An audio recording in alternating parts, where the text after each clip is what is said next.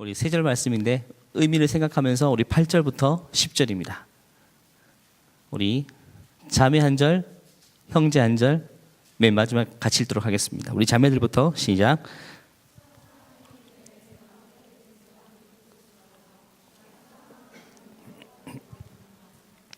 간음하지 말라, 살인하지 말라, 도둑질하지 말라, 탐내지 말라 한 것과 그 외에 다른 계명이 있을지라도 내 이웃을 내 자신과 같이 사랑하라 하신 그 말씀 가운데 다 들었느니라. 사랑은 이웃에게 앙을 행하지 아니하나니 그러므로 사랑은 율법의 완성이니라. 아멘. 우리 12월이 되면 나타나는 또 사회적인 특징, 또 개인적인 특징이 몇 가지 있습니다. 먼저 가는 곳마다 어떤 소리들이 들립니까? 성탄, 크리스마스, 캐롤. 들려지는 음악 자체가 12월이 되면 좀 달라집니다. 음악의 장르가 달라집니다. 눈에 보이는 것도 다릅니다. 곳곳마다 반짝반짝이는 성탄 트리들이 보이게 됩니다. 거리마다 또 눈길이 보이게 되죠. 또 보이는 사람마다 짙은 외투를 입고 또 눈에 보이는 광경들이 다 다릅니다. 겨울 분위기가 다른 거죠. 또 개인적으로도 달라지는 게 있습니다. 마음의 상태가 좀 달라져요. 12월이 되면 감성 지수가 높아져서 사람들은 뭔가 마음에 호소하면 쉽게 마음이 열리는 때입니다. 그래서 합리적인 소비가 아닌 충동 구매가 12월 달에 가장 높아진다고 합니다. 그래서 기업에서는요, 12월이 되면 이 감성 마케팅에 아주 집중하게 됩니다. 하루를 봐도 아침보다 밤의 감성 지수가 높아지고 또 한 해를 봐도요, 1월과 연초보다는요, 맨 마지막에 있는 12월에 이성 지수보다는 감성 지수가 풍부합니다.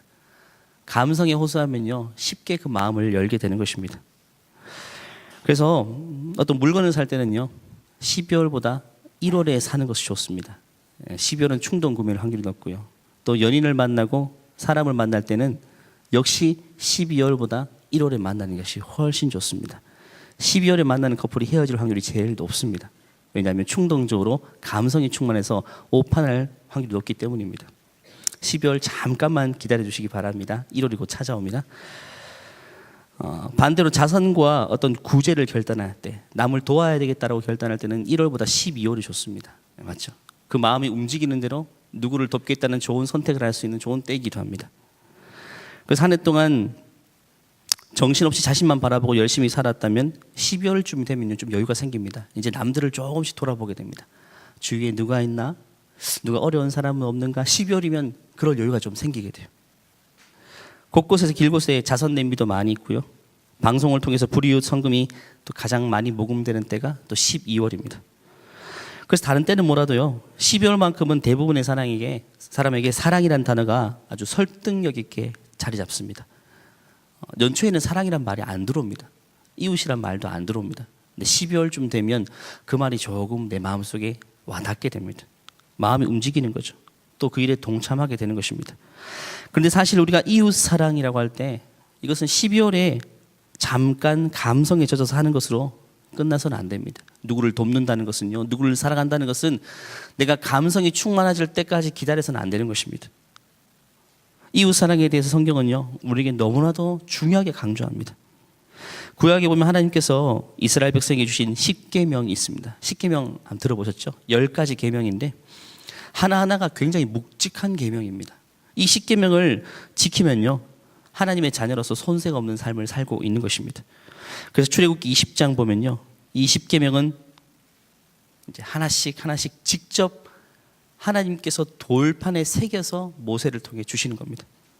이 10계명을 한번 내용을 살펴보면요, 화면을 한번 띄워주시면 아마 대부분 다 들어봤을 겁니다. 외우는 사람도 꽤 있을 겁니다. 한번 쭉 보십시오. 여호와 외에 다른 신을 섬기지 말라, 운상을 만들지 말라, 하나님의 이름을 망령되이 일컫지 말라, 안식일을 지키라, 부모를 공경하라, 살인하지 말라, 간음하지 말라, 도둑질하지 말라, 거짓 증거 위증하지 말라, 이웃의 소유를 탐내지 말라. 이 가운데 자신 있는 건 하나밖에 없어요. 살인하지 말라. 나머지 것들은 자신 없어요.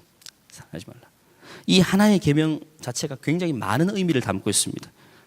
여러분, 잠깐 언어 영역 시간을 가져보면요, 이 10가지를 의미상 공통 분모로 묶어서 2개로 한번 나눠 보십시오. 몇 번부터 몇 번까지, 몇 번부터 몇 번까지 딱 나눌 수가 있어요. 설교 시간이라서 시간을 많이 들으지 못하겠어요. 보면요, 힌트를 드리겠습니다. 첫 번째는 하나님에 대한 사랑이 첫 번째입니다. 묶어보자면요. 두 번째는 이웃에 대한 사랑이 두 번째입니다. 보면 딱 아는 것처럼 1번부터 4번까지가 하나님에 대한 사랑입니다. 하나님에 대한 사랑. 하나님과 관련된 겁니다. 하나님을 사랑하면 저절로 지켜지는 것들입니다. 반대로 5번부터 10번까지는 다른 사람을 사랑하는 것입니다. 이웃 사랑에 관한 것입니다. 물론 순서가 가장 중요한 것이 있기 때문에 하나님에 대한 사랑이 먼저 포진되어 있죠. 1번부터 4번까지. 하나님의 사랑이 그만큼 중요하다는 것입니다. 그런데 그에 못지않게 이웃에 대한 사랑이 너무 중요하기 때문에 무려 10개 중에 6개나 할애해서 이웃을 사랑하라고 이야기하고 있는 것입니다. 그래서 예수님께서 바리새인들이 율법을 가지고 자신을 공경에 빠뜨리기 위해서 이렇게 질문합니다. 선생님, 율법에서 어느 것이 가장 중요합니까? 라고 했을 때 10가지 계명을 다 이야기하지 않습니다. 딱 2가지로 압축하시는데 한번 보겠습니다.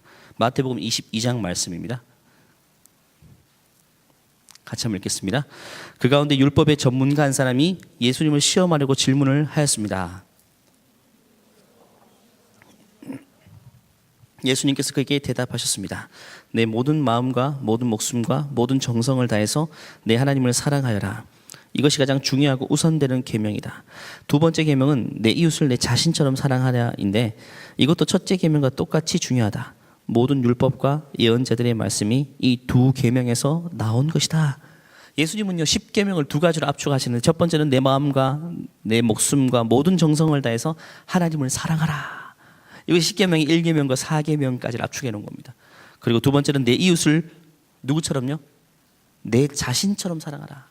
사실 이웃 사랑을 위해서 맨 먼저 해야 될 것은요 자기 자신을 사랑하는 겁니다. 자기 자신을 사랑하는 것만큼 이웃을 사랑할 수 있기 때문입니다. 특히 두 번째 계명을 말씀하실 때 이것도 첫째 계명과 똑같이 중요하다고 말씀하시죠. 우리는 신앙생활하면 하나님 사랑에 집중돼 있죠. 근데 하나님 분명히 말씀하세요. 하나님 사랑만큼이나 똑같이 중요한 것이 이웃 사랑이라고 이야기합니다. 하나님 사랑과 이웃 사랑은 동일한 무게, 동일한 가치를 가지고 있습니다. 뗄래야 뗄 수 없습니다. 여기서 중요한 것은요, 이 둘 중 하나를 포기해 버린다면 모두를 잃는 것입니다. 먼저 하나님의 사랑 없이 이웃을 사랑하는 것을 한번 상상해 보십시오. 그것은 하나님이 원하시는 바가 아닙니다. 하나님 사랑하지 않고 이웃만 열심히 섬겨요. 그것은 세상에 자선단체가 하는 일이죠. 자선단체. 교회가 자선단체는 아닙니다.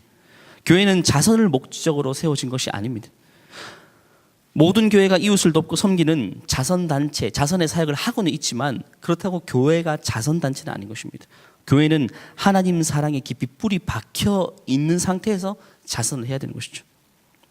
마찬가지로 반대로 이웃 사랑이 없는 하나님 사랑을 한번 생각해 보십시오. 하나님은 정말 사랑하는데 이웃을 전혀 사랑하지 않습니다. 그런 사랑은 하나님이 받지 않으신다고 말씀하십니다. 고린도전서 13장은요 사랑장이라 합니다. 사랑은 오래 참고 뭐 등등 나옵니다. 그 13장 1절부터 3절까지 보면요 사랑 없는 하나님의 사랑이 얼마나 허무한지 이야기합니다. 같이 읽어볼게요. 내가 사람의 방언과 천사의 말을 할지라도 사랑이 없으면 소리나는 구리와 울리는 꽹과리가 되고 내가 예언하는 능력이 있어 모든 비밀과 모든 지식을 알고 또 산을 옮길 만한 모든 믿음이 있을지라도 사랑이 없으면 내가 아무것도 아니요 내가 내게 있는 모든 것으로 구제하고 내 몸을 불사르게 내줄지라도 사랑이 없으면 내게 아무 유익이 없다. 아주 확실하게 말하고 있습니다. 내가 산을 옮길 만한 엄청난 믿음이 있다 할지라도 그 속에 사랑이 없으면 그냥 부족하다 정도가 아닙니다. 뭐라고 말하죠? nothing이라고 합니다. nothing. 아무것도 아니라 아무 의미가 없다는 겁니다. 사랑이 없으면 내 몸을 불사르게 내어주는 헌신이 있다 해도 아무것도 아닙니다. 여러분 혹시 옆에 연인관계 있는 사람 있습니까? 생각해 보십시오. 그가 나를 위해 희생한다 할지라도 몸을 다 내어준다 할지라도 사랑이 없어요. 마음이 없어요. 그게 무슨 의미가 있습니까? 사랑이 없으면 아무것도 아니다. 1절에서는요 선행을 이야기합니다. 선행. 모든 걸 다 줄지라도 2절에서는요 능력과 믿음을 이야기합니다. 3절에서는 구제와 헌신을 이야기합니다. 다 필요가 없다는 겁니다. 다 필요가 없다. 사랑이 없으면 사랑이 그만큼 중요하다는 겁니다. 저는 교회 학교 교사 또 리더, 부리더 등등 여러분이 많은 섬김과 자리에서 봉사할 때 늘 점검해 볼 것이 바로 사랑입니다. 사랑. 나는 과연 내 마음에 사랑이 있는가? 내가 섬기는 이 영혼을 진짜로 사랑하는가 하는 겁니다. 여러분 리더들이 셀원들을 바라볼 때 점검해야 될 것은요, 내가 이들을 진짜 사랑하는가. 사실 사랑하면요, 어떤 방법이 있는지 필요가 없어요. 사랑하면 다 표현되게 돼 있고, 사랑하면 상대가 다 알게 돼 있습니다. 사랑이 그렇게 중요한 것입니다. 여러분이 그 일을 하는 동력이요, 자신의 열정, 책임감, 사람들의 인식과 평가, 그것이 여러분으로 하여금 헌신하게 하는 동력이 된다면요, 그거는 허무하다는 겁니다. 허무한 정도가 아니라 nothing입니다. nothing. 아무것도 아니라. 아무것도 아니라. 사랑이 나를 일으켜야 되고, 사랑이 나를 헌신케 해야 되고, 사랑이 나로 하여금 희생의 자리로 이끌어 가야 됩니다. 사랑이 우리를 움직이게 하는 동력이 돼야 돼. 동력. 물론 이렇게 말하는 사람이 있어요. 저는 사랑이 부족한데 그럼 그만둬야 됩니까? 그건 아니죠. 극단적인 겁니다. 사랑하는 마음은요, 또 섬기는 자리를 통해서 생겨납니다. 사랑하는 마음이 생길 때까지 계속 인격 수용한다고 사랑의 마음이 생기는 건 아닙니다. 섬기는 자리가 그를 사랑하게 만듭니다. 하지만 여러분, 열심히 뭔가 땀나게 섬기고 있지만 내 안에 사랑이 메말라 있다면, 그러면 자신을 점검해 봐야 됩니다. 사랑을 위해 기도하고 하나님께 간구해야 됩니다. 사도 바울은요, 로마서를 통해 사랑에 대한 우리 인식을 새롭게 또 전환시킵니다. 우리 로마서 13장 8절 보겠습니다. 같이 한번 읽겠습니다. 피차 사랑의 빛 외에는 아무에게든지 아무 빛도 지지 말라. 남을 사랑하는 자는 율법을 다 이루었느니라. 간음하지 말라, 살인하지 말라, 도둑질하지 말라, 탐내지 말라 한 것과 그 외에 다른 계명이 있을지라도 내 이웃을 내 자신과 같이 사랑하라 하신 그 말씀 가운데 다 들었느니라. 사랑은 이웃에게 악을 행하지 아니하나니 그러므로 사랑은 율법의 완성이니라. 남을 사랑하는 자는요, 모든 율법을 다 이룬 것이라고 이야기합니다. 볼 것도 없다는 말이죠. 여러분이 누군가를 깊이 이웃을 사랑하고 있다면 이것은요, 여러분을 사랑해 주는 사람을 사랑하는 것을 말하는 건 아닙니다. 그건 누구나 할 수 있는 거죠. 이웃을, 주위를 돌아보면서 사람들을 품고 사랑하고 있다면 여러분 이미 모든 율법을 다 이룬 것이나 마찬가지입니다. 다 이룬 것입니다. 그만큼 그게 중요하다는 겁니다. 그러면서 8절에 피차 사랑의 빛 외에는 아무에게든지 빚을 지지 말라. 사랑의 빛 외에는 아무에게든지 빚을 지지 말라. 이것은 두 가지의 의미를 이야기합니다. 첫 번째는 우리는 태생적으로 사랑의 빛을 진 자라는 것을 의미합니다. 우리는 태생적으로 사랑의 빛을 졌다라고 말하는 것입니다. 예수님의 대가 없는 그 놀라운 십자가 희생을 통해서 하나님은 우리에게 무한한 사랑을 공급해 주십니다. 우리는 태생적으로 하나님께 사랑을 빚진 자입니다. 빚졌어요. 이제 갚아야 되는 것입니다. 사랑의 빚진 자입니다. 그래서 우리는요, 오늘 우리 대예배대 담임 목사님께서 이 설교하셨어요. 보은의식. 보은의식이 뭐죠? 은혜를 갚는 의식입니다. 우리의 삶의 태도가 보은의식이어야 돼요. 누구를 사랑을 베풀 때도요, 은혜를 갚는 그런 입장에서 사랑을 베풀어야지. 보은의식의 반대가 보상의식입니다. 그걸 통해서 내가 뭔가 받고자 하는 것은 아닌 것입니다. 우리는 사랑의 빚진 자이기 때문에 항상 보은의식을 가져야 돼요.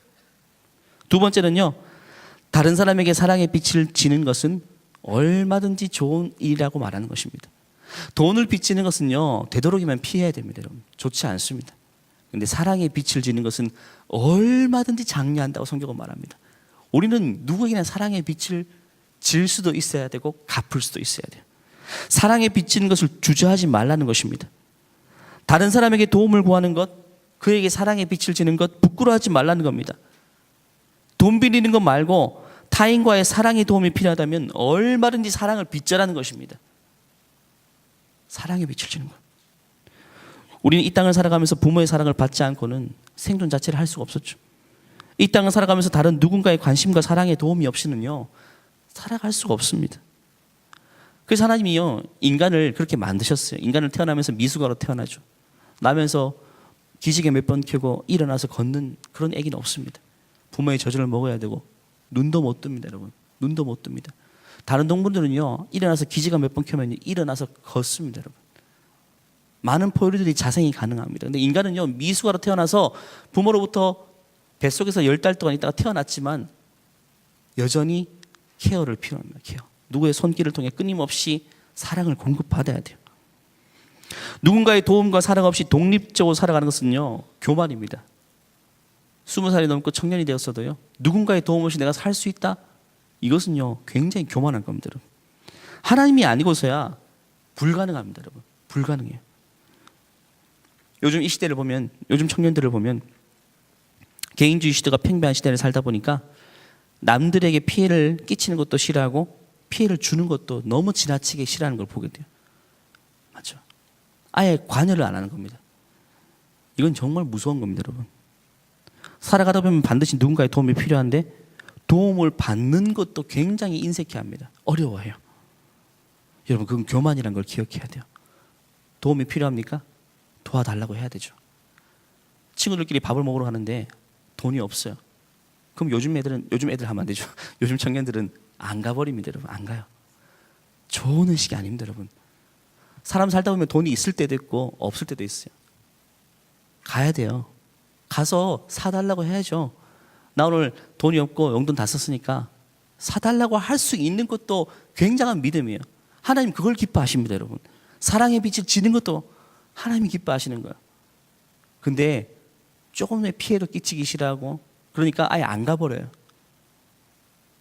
저는 청년 때 생각하면 돈이 진짜 없었어요.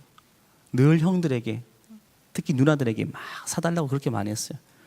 근데 내가 사달라고 하고 신세를 지니까 관계가 급속도로 좋아져요. 내가 누구를 도와줄 때 관계는요, 그렇게 빨리 가까워지진 않습니다. 근데 내가 도움 받을 때 관계가 갑자기 가까워져요. 도움 받는 것도 필요해요, 여러분. 많이 필요합니다. 그래서 제가 여러 번 얘기했죠. 누군가에게 도움을 받아본 사람이 나중에 누군가를 진짜 도와줄 수도 있어요. 근데 누구에게 도움을 요청하지 않는 사람은요, 나중에 누구도 도와주지도 못합니다, 여러분. 도와주지도 못해요. 도움받고 도움을 주는 것, 이것은 삶이어야 됩니다. 삶이어야 돼요. 너무 자연스러운 삶이어야 돼요. 오늘 로마서는 이것을 말하고 있는 겁니다. 사랑의 빛을 지는 것은 주저하지 말라. 서로 사랑의 신세를 지고 서로 사랑의 신세를 갚고, 이것이 삶이라고 이야기하는 것입니다. 이게 신앙의 삶이라고 이야기합니다. 돈에 빚진 것과 사랑에 빚진 것의 차이가 있습니다. 돈에 빚진 것은요, 채권자와 채무자가 반드시 일치돼야 돼요. 내가 동원이한테 빚을 졌으면요, 동원이한테 갚아야죠. 옆에 사람한테 갚으면 이상한 거지 않습니까? 갚은 게 아닙니다. 반드시 당사자에게 갚아야 돼요. 근데 사랑의 빚은요, 꼭 그렇지는 않습니다. 사랑의 빛은 내가 누구로부터 사랑의 빛을 졌건 나중에 누구에게도 갚아도 됩니다. 흘려보내는 것입니다. 사랑의 빛은요, 그래서 풍성해집니다. 돈은 빌린 사람한테만 갚아야 돼요. 그러니까 둘만의 관계입니다. 근데 사랑은요, 내가 지금 누구에게 사랑의 빛을 지죠? 그럼 나중에 내가 또 누군가에게 사랑의 빛을 갚는 것으로 흘려보냅니다. 삶이 풍성해지는 겁니다, 여러분. 이 사람이 나를 참 많이 도와줬어요. 근데 이 사람에게 갚을 수 없는 상황이면 다른 사람에게 갚아도 돼요. 제가 청년 시절 돌아보니까, 설교를 준비하다가 돌아보니까 제가 사랑의 빛을 진 사람이 너무너무 많습니다. 너무너무 많은 사랑의 빛을 줬어요. 20살 때는요, 우리 교회 지도 목사님 그리고 CCC 간사님이었어요. 20살 때, 21살 때 제 인생을요, 그냥 한량없이 제 인생의 모든 것들을 쏟아 부으셨던 인생의 참 스승입니다. 제가 그분께 그 빛을 사실 지금 갚을 수가 없어요. 그 빛을 갚으려면요, 저는 안 됩니다. 너무 많은 걸 받았기 때문에. 또 저 지방에 계세요. 갚을 수가 없습니다. 그렇기 때문에 저는 그때 받은 사랑을요, 지금 여러분에게 갚으려고 합니다. 여러분에게. 저는 그 마음의 자세입니다, 지금. 제가 여러분을 사랑하고 싶고 좋은 것을 나눠주고 싶어요. 내 시간을 희생하고 내 정성을 다 희생해서 여러분에게 좋은 것 주고 싶어요. 왜? 내가 20살 때, 21살 때 그저 받았거든요. 너무 많이 받았기 때문에 그 사랑을 여러분에게 흘려보내고 싶은 겁니다. 물론 20년이 지났기 때문에 그때 받은 사랑이요, 이게 사채이자처럼 불고 불었어요. 너무 많이 불어가지고 저는 여러분에게 더 많이 나눠줘야 됩니다. 더 많이 나눠줘야 돼요. 사랑하는 여러분, 우리는 사랑의 빚진 자라는 사실을 꼭 명심해야 됩니다. 여러분 인생을 한번 돌아보십시오. 얼마나 많은 사람이 여러분에게 대가 없이 사랑을 베풀었습니까? 학창시절의 친구들, 그냥 아무 이유 없이 나를 좋아해 줬지 않습니까? 나와 같이 놀아주고 삶을 함께 해주고, 그 사랑 때문에 지금 여러분이 이 자리까지 있는 것입니다. 부모님의 사랑은 말할 것도 없습니다. 예수님의 십자가 사랑은 더 말할 것도 없습니다. 그 사랑의 결과 지금 저와 여러분이 이 자리까지 있을 수 있는 것입니다. 그렇기 때문에 우리는 이 사랑을 갚아 나가야 된다는 사랑의 채무 의식을 가지고 있어야 돼요. 사채업자들한테 빚 빌리면, 돈 빌리면요, 채무 의식이 늘 있죠. 갚아야 되는데 쫓아오고. 사실 그 정도 강박관념은 아니지만 우리에게는 사랑의 채무 의식은 있어야 됩니다. 내 주위에 있는 사람에게 나눠주고 흘려보내야 돼요. 특별히 12월 달 되면 감성이 충만해진다고 말씀드렸죠. 감성이 충만할 때이기 때문에 어떤 사람은요, 그 어느 때보다 12월이 따스합니다. 사랑해주는 사람이 곁에 있고 그러면 12월은요 어느 때보다 따스합니다. 충만해요. 근데 반대로 생각하면요, 어떤 사람에게는 12월이라는 날이 지옥처럼 차가운 겨울일 수도 있습니다. 주위에 사랑해주는 사람이 없을 때 보통 때보다 훨씬 더 외롭습니다. 누군가에게 사랑과 관심이 필요한 그런 대상을 향해 우리는 항상 촉각을 곤두세워야 돼요. 촉각을 곤두세워야 돼요. 카페를 가면 보통 제일 먼저 확인하는 게 뭐죠? 주문부터 하고 그다음 뭐 하죠? 카페 아무도 안 가봤습니까? 주문부터 하고 그다음에 저는 자연스럽게 와이파이 비밀번호 확인합니다. 와이파이 검색해서.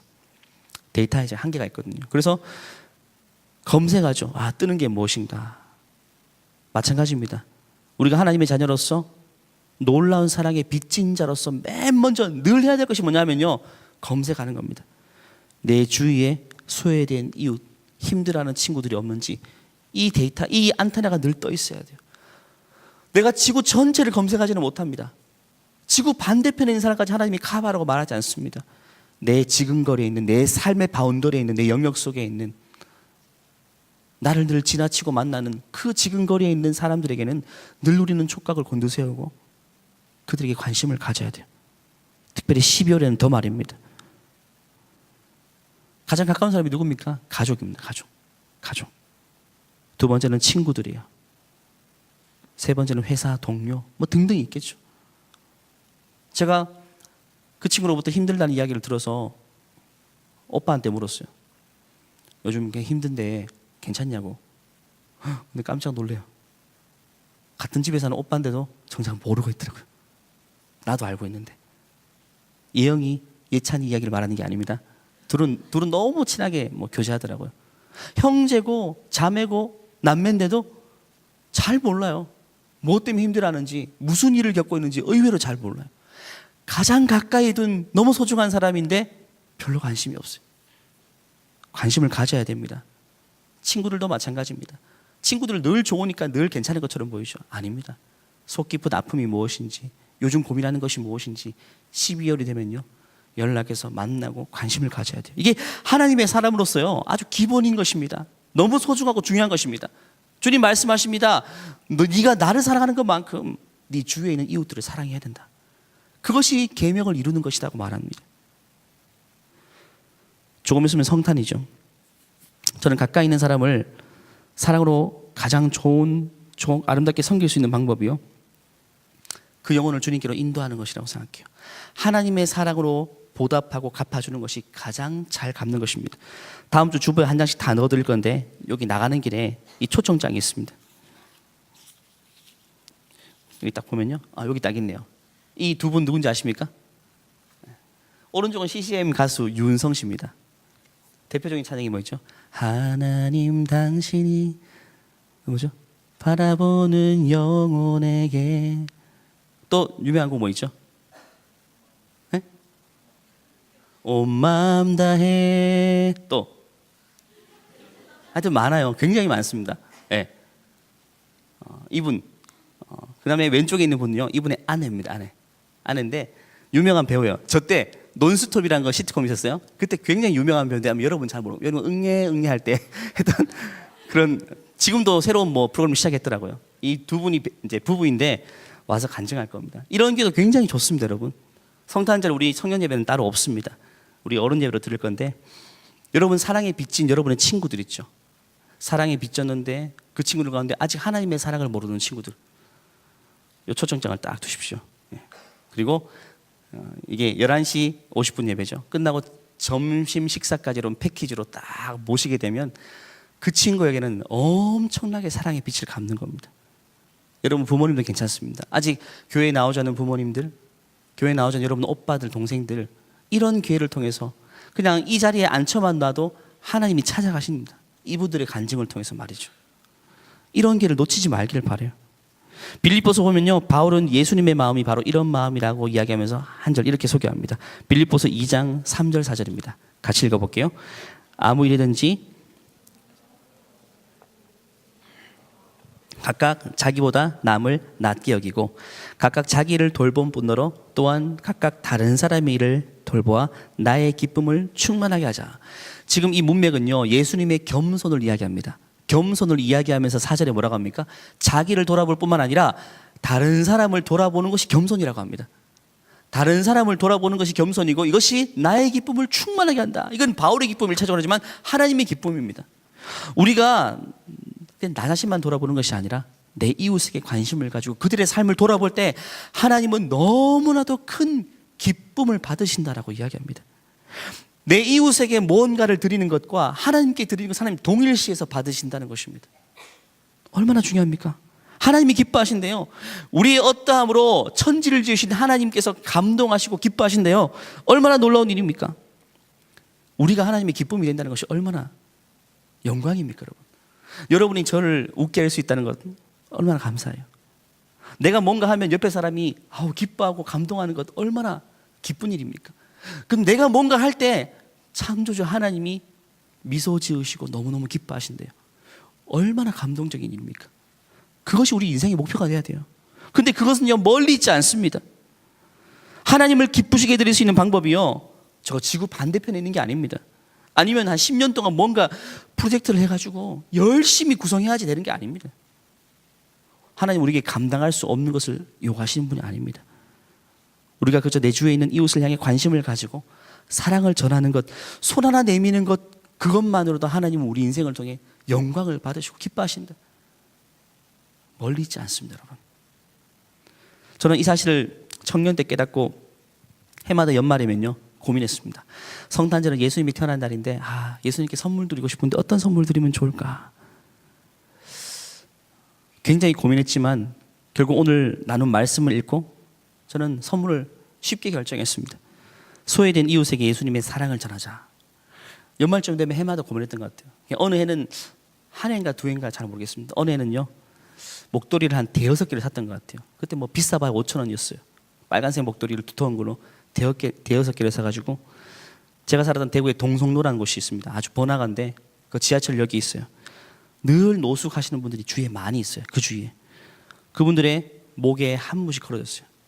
그냥 제가 선별하지도 않고 맨 먼저 보이는 분에게 찾아가서 그냥 걸어드리고 그냥 짧게 한마디 했습니다. 예수님의 선물입니다. 제 선물이 아니라 예수님의 선물입니다. 예수님의 선물입니다. 근데 그분들이요 정말 정말 크게 감동합니다. 그냥 1,000원짜리 500원짜리 이게 돈으로 받는 것보다요 목도리를 걸어주고 사랑의 메시지를 하는 사람은 아마 거의 없었을 겁니다. 또 추운 겨울날 정말 정말 감동합니다. 심지어 자기 이야기를 막 하기도 해요. 정말 정말 감동적인 순간이에요. 그분들의 눈에 글썽이는 눈물은요 저는 아마 예수님의 눈에 눈물이 글썽이는 것과 같이 동일시해서 보였습니다. 주님이 정말 이런 것들을 통해 기뻐하시는 겁니다. 돈도 많이 안 들었어요. 돈이 많이 드는 것도 아닙니다, 여러분. 겨우 목도리 몇 개지만 하나님은 제 인생에 정말 제 인생 전체를 통해서 많이 기쁨을 받으셨어요. 제 마음의 기쁨이 하나님 얼마나 기뻐하셨겠어요. 제가 하나님을 기쁘게 해드리니까요 하나님은 제 인생에 정말 감당할 수 없는 많은 선물 주셨어요. 저는 겨우 목도리 몇 개 이렇게 목에 감아드리고 축복해 준 것뿐인데 하나님은 제 인생에 정말 셀 수 없이 많은, 감당할 수 없는 많은 선물들 주셨어요. 세상에서 제일 사랑하는 제 아내, 너무너무 사랑스러운 두 아들, 거할 초소, 함께 할 수 있는 여러분 동역자들, 감당할 수 없는 많은 것들 하나님이 그냥 공짜로 주시는 겁니다. 우리가 하나님을 기쁘시게 해드릴 수 있다면요, 하나님을 감동시켜 드린다면 우리 인생은 하나님께서 감당할 수 없을 정도로 놀라운 선물들로 채워지는 것입니다. 마태복음 보면 이런 말씀이, 마지막으로 이 구절 읽고 마칠게요. 마태복음 25장 보면요 정신이 번쩍 들게 하는 말씀이 있습니다. 좀 길지만 의미를 한번 생각하면서 읽어볼게요. 같이 읽을게요. 내가 줄일 때에 너희가 먹을 것을 주었고, 목마를 때에 마시게 하였고, 나그네 되었을 때에 영접하였고, 헐벗었을 때에 옷을 입혔고, 병들었을 때에 돌보았고, 옥에 갇혔을 때에 와서 보았느니라. 이에 의인들이 대답하여 이르되 주여 우리가 어느 때에 주께서 줄이신 것을 보고 음식을 대접하였으며 목마르신 것을 보고 마시게 하였나이까? 어느 때에 나그네 되신 것을 보고 영접하였으며 헐벗으신 것을 보고 옷 입혔나이까?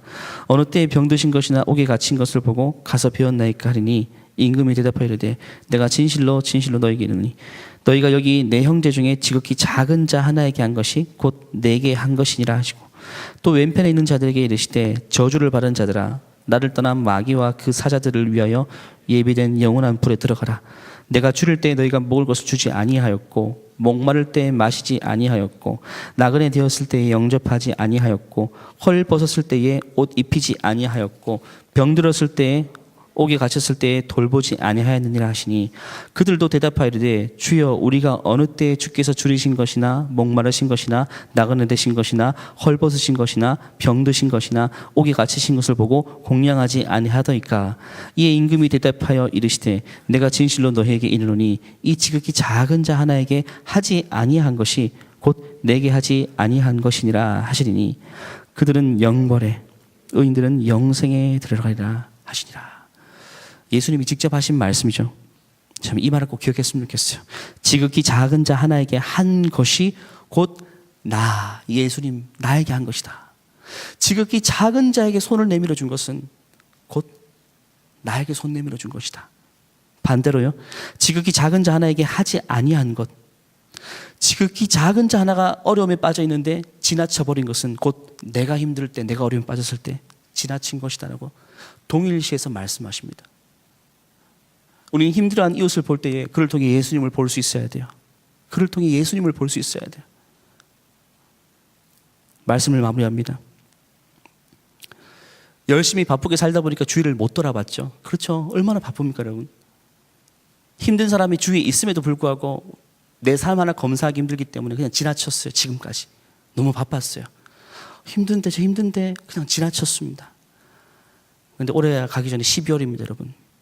이제는 멈춰 서시길 바랍니다. 예수님은요, 사복음서를 보십시오. 가는 곳마다 예수님은요 멈춰 서셨습니다. 예수님은 가는 곳마다 멈춰 서시고 눈을 마주치셨어요. 그냥 지나치시는 법이 없었습니다. 우리 사명이 뭡니까? 작은 예수가 되어서 우리를 통해서 예수님이 나타나게 하는 것입니다. 이제는 지나치지 마십시오. 이제는 힘든 이웃이 있으면 멈춰 서십시오. 힘들어하는 내 동생, 우리 오빠, 이제는 멈춰서서 그 이야기를 들어주십시오. 12월이면 감성이 충만해서 그냥 의미 없는 로맨스를 갈구하느라 여러분의 시간과 감정을 낭비하지 마십시오 여러분. 그 풍부한 감성으로 그동안 도와주지 못했던 주위에 소외되고 어려운 이웃과 친구들과 여러분의 가족들, 그들에게 여러분의 사랑을 진심으로 전할 수 있는 여러분, 그걸 통해 예수님의 사랑을 보여줄 수 있는 저와 여러분의 인생. 그래서 예수님이 우리 인생을 통해 너무너무 기뻐 받으시고 이 12월 연말에 예수님께 드릴 수 있는 가장 귀한 선물을 드릴 수 있는 여러분의 인생 되기를 간절히 축원합니다. 함께 기도하겠습니다. 이 시간 기도할 때요, 주님, 내가 너무 바빴네요. 내 인생 하나 건사한다고 참 힘든 한 해였습니다. 그래서 주위에 많은 이웃과 친구들과 심지어 가족들의 힘들다는 탄식 소리가 들렸음에도 불구하고 내가 많이 무시하고 지나쳤습니다. 주님, 힘들어하는 친구들이 있음에도 불구하고 내가 연락하지 못했고 그냥 지나쳐 버렸어요. 주님, 하지만 이제는 결단하기를 원합니다. 주님 도와주시옵소서. 그들을 향해 다가갈 수 있도록 용기를 주시고 내 것을 과감하게 나눠줄 수 있고 내 시간과 내 마음을 나눠줄 수 있는 그런 삶이 내게 찾아올 수 있도록 하나님, 그런 12월이 될 수 있도록, 그 어느 때보다 주님께 가장 큰 선물을 올려드릴 수 있는 이 12월이 될 수 있도록 하나님 나를 사용하여 주시옵소서. 합심해서 함께 주님께 기도하겠습니다. 주님, 우리 청년들의 인생을 통해서 하나님 영광 받아 주시옵소서. 이 말씀 앞에 오늘 자신을 돌아보게 됩니다. 하나님 말씀 앞에 우리 자신을 돌아보게 됩니다. 하나님 사랑과 이웃사랑을 동일시하게 보신다고 말씀하신 하나님 아버지, 은혜를 베풀어 주시고 함께 해주시옵소서. 하나님, 우리 청년들 깨어있게 도와주시옵소서. 주위에 보이는 이웃들 향해서 손을 내밀 수 있도록 도와주시옵소서. 내 것을 과감하게 나누어줄 수 있도록 도와주시옵소서. 내 시간과 내 물질과 내 정성을 가지고 이제는 하나님 아버지 그들 앞에 멈춰 설 수 있는 인생 될 수 있도록 도와주시옵소서. 하나님, 우리를 사용하여 주시옵소서. 우리가 쓰임받기를 원합니다. 하나님을 기쁘시게 될 수 있는 이웃을 돌아보는 삶을 당신하기를 원합니다. 우리를 사용하여 주시옵소서. 우리의 태도를 바꾸겠습니다. 내 태도를 바꾸겠습니다. 이는 변화되기를 원합니다. 하나님 아버지, 나를 통해 위로하여 주시고 나를 통해 사용하여 주시고 나를 통해 일어서게 도와주시옵소서. 하나님 도와주시오. 하나님 도와주시오. 하나님 도와주시오. 하나님 도와주시옵소서. 주님 도와주시옵소서. 주님 도와주시옵소서. 주님 도와주시옵소서. 주님 도와주시옵소서.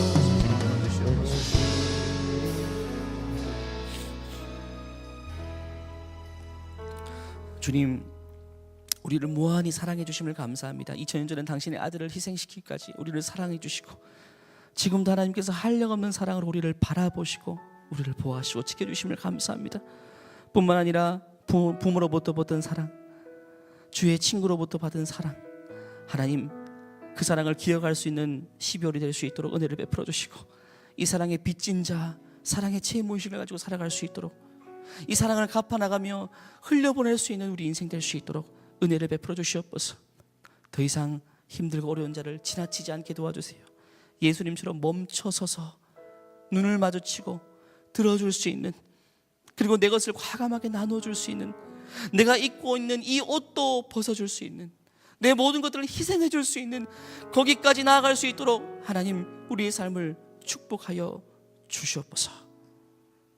우리를 사랑하시고 아낌없이 당신의 아들을 내어주신 하나님의 사랑, 그 사랑을 기억하며 살아갈 수 있도록 은혜를 베풀어 주시옵소서. 이 모든 말씀 살아계신 예수님의 이름으로 기도하옵나이다. 아멘.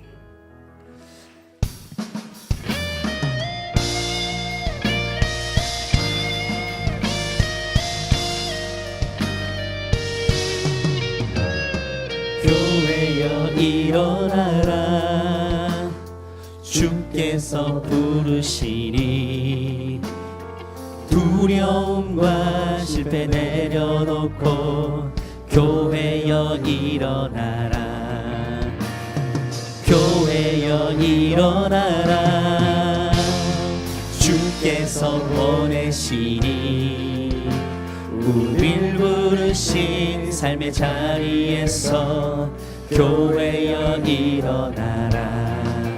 우린 세상의 빛, 하나님의 편지,